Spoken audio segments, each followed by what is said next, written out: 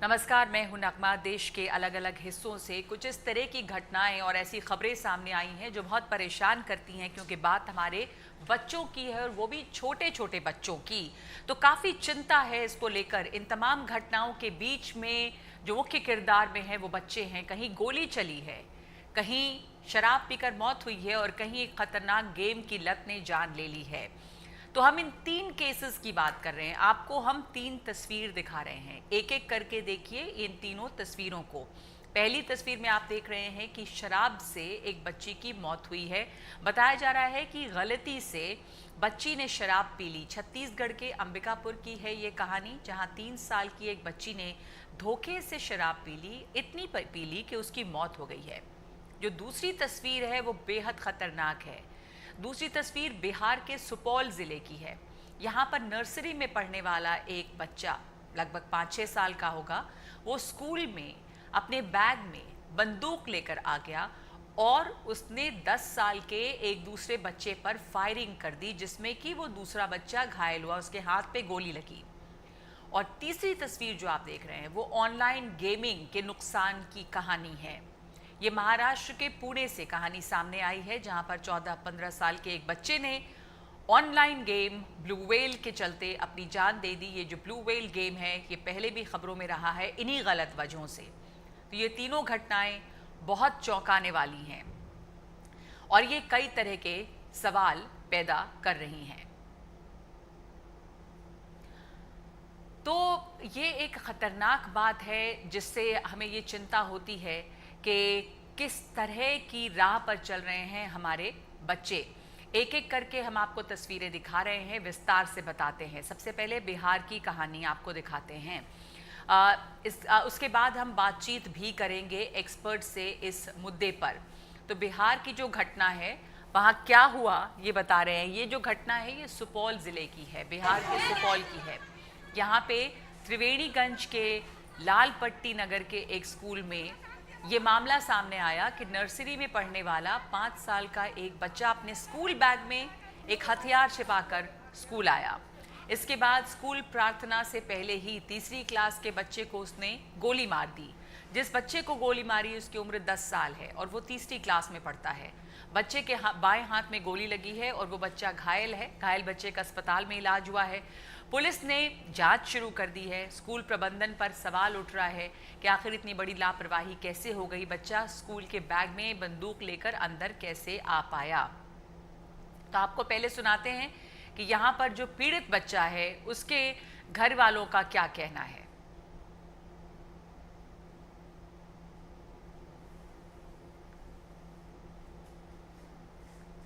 चलिए, तो पहले अंबिकापुर की बात देख लेते हैं। छत्तीसगढ़ के अंबिकापुर की है ये कहानी। तो यहाँ पर जो घटना हुई है उसमें 3 साल की एक बच्ची ने धोखे से शराब पी ली है। मेडिकल कॉलेज में इलाज के दौरान उस बच्ची की मौत हो गई है। ये बताया जा रहा है कि बच्ची ने खेल खेल में देसी शराब पी ली, जो कि घर में पड़ी हुई थी। इससे बच्ची के लिवर और किडनी पर असर पड़ा और डॉक्टर उसे बचा नहीं पाए। ये घटना बेहद दर्दनाक है। बलरामपुर ज़िले के बैकुंठपुर में 3 साल की बच्ची घर में खेल रही थी। वो अपनी घर में ही दादी के कमरे में गई और वहाँ उसके हाथ में शराब की एक बोतल लगी। शराब पीकर बच्ची बेहोश हो गई। उसे इलाज के लिए स्थानीय हॉस्पिटल ले जाया गया, लेकिन उसके बाद फिर बड़े मेडिकल कॉलेज में रेफर किया गया, जहां पर बच्ची की मौत हो गई है। माता पिता इस हादसे से इस वक्त सदमे में हैं।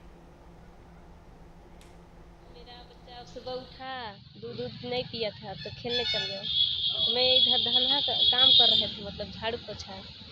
तो अंदर में रहे थे तो मेरा बेटी वहाँ मेरा फुआ के रूम में घुसा तो शराब रहा था, तो वो पी के मेरे साथ आया कि मम्मी चलो नहुआओ। तो नहुआ के उसके बाद ऐसा सुला दिए। तो फिर मैं खाना पानी बना लगी। वो छोटा बच्चा है उसका। वो शराब पी लिया था। कौन? वो लड़की कितने साल की है? 3 साल का। कैसे पीड़ी थी? वो उसका मेरा पतोह का फुआ सास रखा था, फिर? वो उसी को पी लिया लड़की और मात गई। और फिर वाडफ नगर लाए, वहाँ से रिफर कर दिया है अंबिकापुर। और यहाँ 1.5 हो गई। कितना शराब पीती हो? पाव भर पी दिया था, कौन सा शराब था? महुआ वाला। और आपको अब अगली खबर दिखाते हैं। ये आपको याद होगा कि एक गेम, ऑनलाइन गेम बहुत चर्चा में रहा जिसका नाम था ब्लू व्हेल। ये 2016-17 के दौरान की बात है जब इस गेम ने पूरी दुनिया को हिलाकर रख दिया था। ऐसा गेम जो काफ़ी ख़तरनाक था और इसे खेलने वाले को आत्महत्या करने के लिए ये गेम उकसाता था। एक बार फिर से भारत में एक ऐसे ही गेम ने दस्तक दी है जिसका शिकार हुआ है पुणे का आर्य श्री राव, जिसने ऑनलाइन गेम की लत की वजह से आत्महत्या कर ली है। ये बिल्डिंग की 14वीं मंजिल से कूद गया है और कूदने से पहले मृतक ने लॉग आउट लिखा, एक नोट छोड़ा। आर्य बीते कुछ महीने में आक्रामक हो गया था। उसके माता पिता बताते हैं कि वो काफ़ी अग्रेसिव हो गया था। वो मौत के गाने सुनता था, दिन भर अपने कमरे में लैपटॉप में व्यस्त रहता था, सिर्फ खाना खाने के लिए बाहर निकलता था। आर्य की मां ने एनडीटीवी को ऐसी कई हैरान करने वाली जानकारियां दी और बताया कि बेटे की मौत की खबर उन्हें सोसाइटी के व्हाट्सएप ग्रुप पर मिली। उन्हें इस बात की खबर तक नहीं थी कि उनके बेटे ने ऐसा कदम उठाया, क्योंकि बेटा अक्सर अपने कमरे में बंद रहता था, कम से कम निकलता था, कम बातचीत करता था और काफ़ी आक्रामक हो गया था।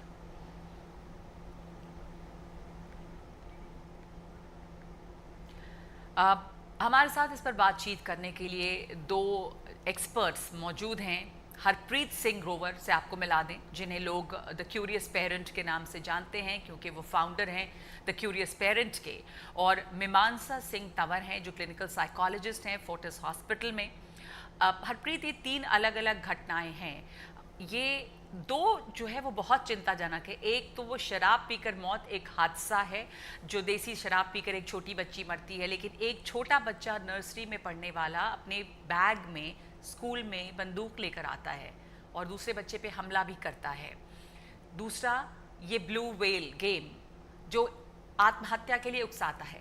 आप जब सुनते हैं, आपने जब सुना इस खबर को, आपको ये खबरें शॉक करती हैं? आप इसको कैसे समझते हैं, कैसे असेस करते हैं, क्या हो रहा है बच्चों के साथ? अगर, शुक्रिया मुझे यहाँ बुलाने के लिए, अगर कोई पेरेंट मेरे से पूछे कि मैं क्या करूँ ये सुन के, तो मेरे दिमाग में आता है कि पहली 2 खबरें एक तरीके की हैं और तीसरी खबर जो बच्चे के सुसाइड करने वाली है, जंप करने वाली है, वो डिफरेंट है।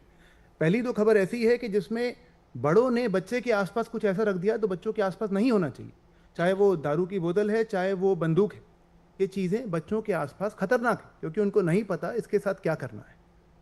जो तीसरी खबर है वो खबर ऐसी है जिसमें माँ बाप को पता है कि 6 महीने 8 महीने से कुछ हो रहा है, मेरा बच्चा बदल रहा है, फिर भी वो ध्यान नहीं दे रहे, वो व्यस्त हैं कुछ और करने में, अपनी ज़िंदगी में व्यस्त हैं। और ये ब्लू व्हेल की बात नहीं है, क्योंकि कई बार माँ बाप ये चेक कर लेते हैं कि बच्चा ब्लू व्हेल तो नहीं खेल रहा, अच्छा नहीं खेल रहा, मेरा बच्चा ठीक है।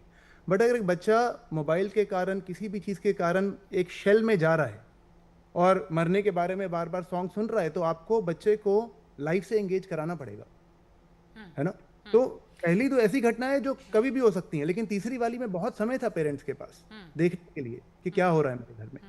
तो ये जो ब्लू व्हेल या कोई भी गेम है जिसमें आपने कहा कि ये पहले से पता चलता है, पेरेंट्स को दिख रहा था, पेरेंट्स ने ये भी बताया कि वो बच्चा अग्रेसिव था, आक्रामक था, वो एक शेल में जा रहा है, उसको दोबारा से ज़िंदगी से मिलाने की ज़रूरत है। तो एक सवाल सबके मन में आता है कि ये जो खेलने कूदने की उम्र है, जब आप ज़िंदगी जीना शुरू करते हैं, उसमें ऐसा क्या गलत हो रहा है कि आप ज़िंदगी से डिस्कनेक्ट होते हैं और शेल में होते हैं?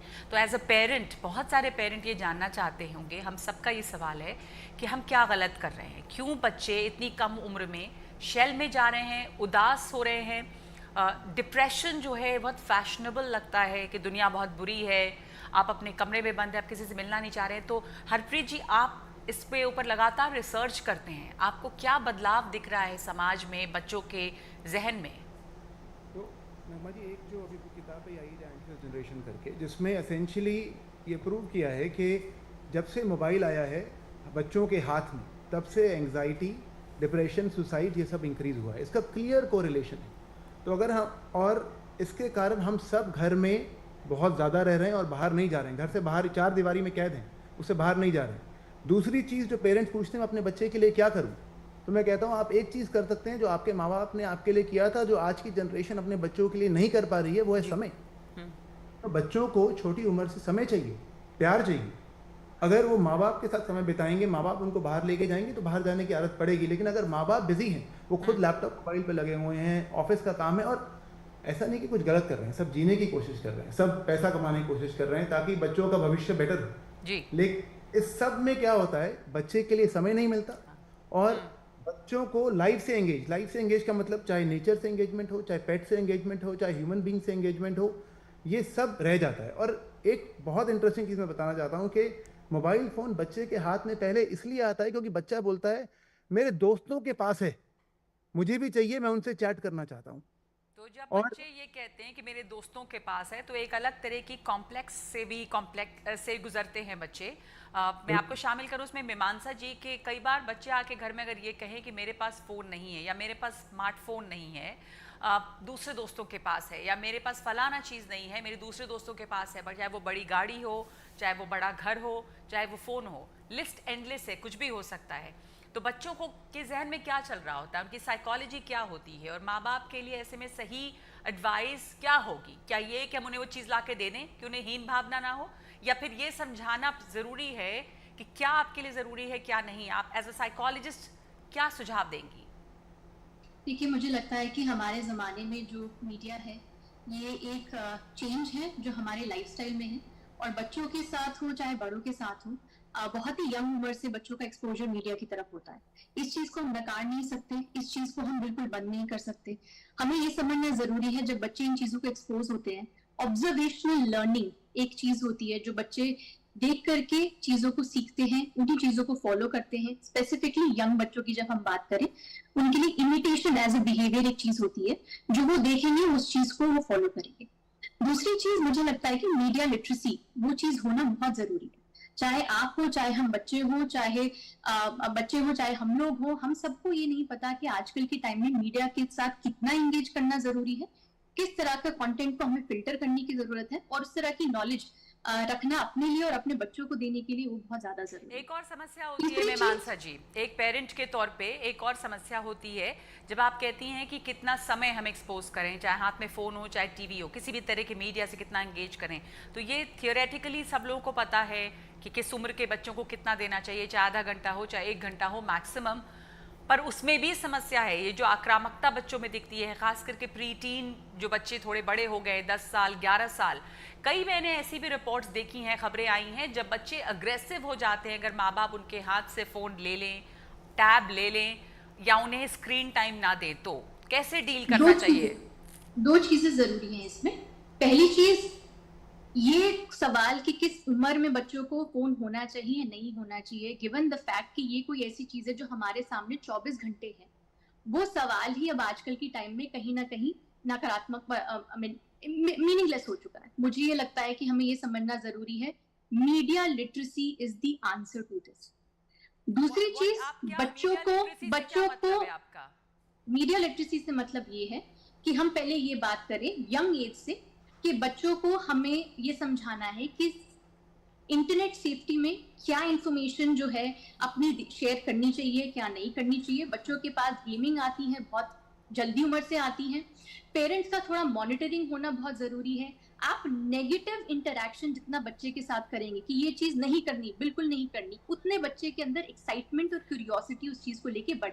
तो आप एक बात दूसरी चीज हमें ये समझना जरूरी है कि लाइफ स्किल्स के अदर एस्पेक्ट्स पे साइड बाय साइड हमें फोकस करना बहुत जरूरी है। बच्चे स्क्रीन एंगेजमेंट करेंगे, लेकिन अगर स्क्रीन एंगेजमेंट को हमें कम करना है तो सोशल एस्पेक्ट्स उसको देखना जरूरी है। जो बच्चे ज्यादातर स्क्रीन पे रहते हैं, गेमिंग में रहते हैं, कहीं ना कहीं उनकी सोशल स्किल्स कॉम्प्रोमाइज होती है। सो यहाँ पर कहीं ना कहीं उनको एक सोशल कनेक्ट मिल रहा है, एक चैलेंजिंग एस्पेक्ट मिल रहा है। दूसरी चीज, स्पोर्ट्स हो चाहे और भी कोई चीजें हो जो हमारी लाइफ स्किल्स का पार्ट है, इंटरेस्ट है, हॉबीज हैं, ये चीजों का सिग्निफिकेंस हम अपनी लाइफ में आपने एक बात कही और इन चीजों को डालना जरूरी है। हरप्रीत जी ने ये कहा था ना कि एक डायरेक्ट कनेक्शन भी है कि कितना आप स्क्रीन टाइम इस्तेमाल कर रहे हैं और एंग्जाइटी और डिप्रेशन जो बच्चों में हो रही है उसका भी एक डायरेक्ट संबंध दिखता है, बहुत क्लियर कट संबंध दिखता है। एक तो मीडिया लिटरेसी की बात, जब हमने गेमिंग की बात की और कितना ये खतरनाक है, जो 2 और केसेस थे हरप्रीत जी, उनकी भी बात कर लें। यहाँ पे मीडिया लिटरेसी का कोई रोल नहीं है। यहाँ पे है कि बच्चों के आसपास में ख़तरनाक चीज़ें हैं और बच्चों ने एक लापरवाही है बड़ों की। पर वो बच्चा जो बंदूक लेके स्कूल जाता है, उसके सिर्फ ये नहीं कि लापरवाही, आपको लगता है कि सिर्फ वो यूं ही स्कूल लेके चला गया, पर उसे ये भी जानकारी होगी कि वो लेके जा रहा है तो वो किसी दूसरे पर उसने गोली चलाई, तो ये बच्चा इससे एक्सपोज तो होगा कि ये बंदूक चलती भी है, कैसे इसको चलाई जाएगी। क्या आप इसको कैसे देख रहे हैं?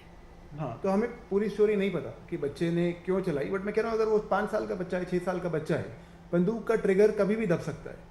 वो खेल रहे हैं, उसमें असली में किसी की मौत हो सकती है, किसी को लग सकती है। एक 5 साल के बच्चे की ये समझ नहीं होती जी। तो मुझे नहीं लगता कि उसमें अगर हम स्कूल को ब्लेम करें कि अब स्कूल सबके बस्ते चेक करे कि गन आ रही है कि नहीं आ रही है, ये स्कूल कैसे कर सकता है? ये हर स्कूल करना शुरू हो जाए तो मतलब बच्चे कब अंदर पहुंचेंगे, कब पढ़ाई शुरू करेंगे? तो ये उसका सोल्यूशन नहीं है। माँ बाप को बंदूक जैसी चीज़ें, दारू जैसी चीज़ें बच्चों के आसपास नहीं रखनी है, ये ही उसका सोल्यूशन है। माँ बाप का इस पे ध्यान देना। स्कूल टीचर सबके बैग खोल के नहीं चेक कर सकता, और मुझे नहीं लगता कि एक 5 साल का बच्चा ये सोच के चला रहा है कि मैं इसको मार दूं। डराने के लिए, ये सब के लिए, खेल खेल के लिए चला रहा है, खेल खेल में गोली चल गई, ये मेरी समझ है।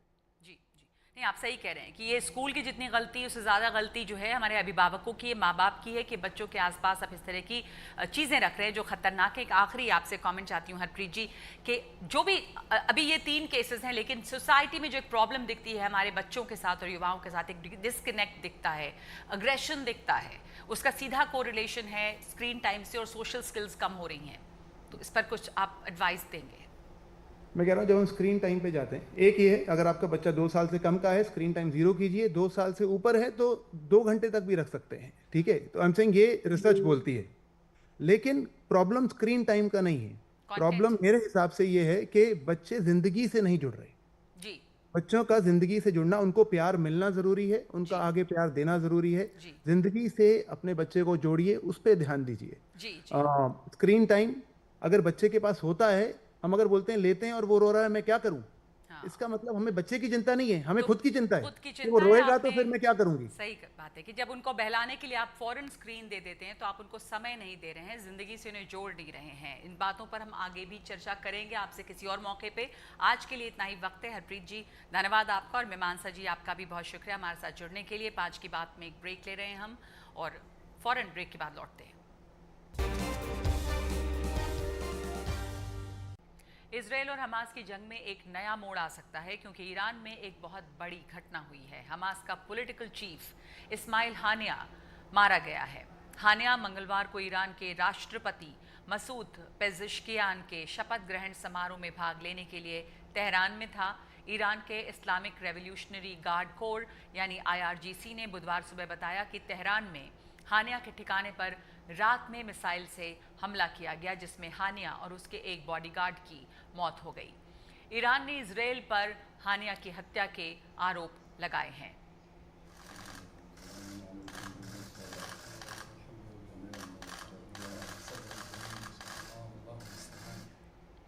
इसके पहले इजराइल ने लेबनान के बैरूत में भी एक बड़ा हमला करते हुए हिजबुल्लाह के टॉप कमांडर को मार गिराया। मारे गए कमांडर का नाम हज मोहसिन उर्फ फुआद शुक्र बताया जा रहा है। यानी एक ही दिन में इजराइल ने 2 निशाने साधे हैं। हिजबुल्लाह के कमांडर फुआद शुक्र को मार गिराया और तेहरान में हमला कर हमास के पॉलिटिकल चीफ इस्माइल हानिया को भी मार डाला है।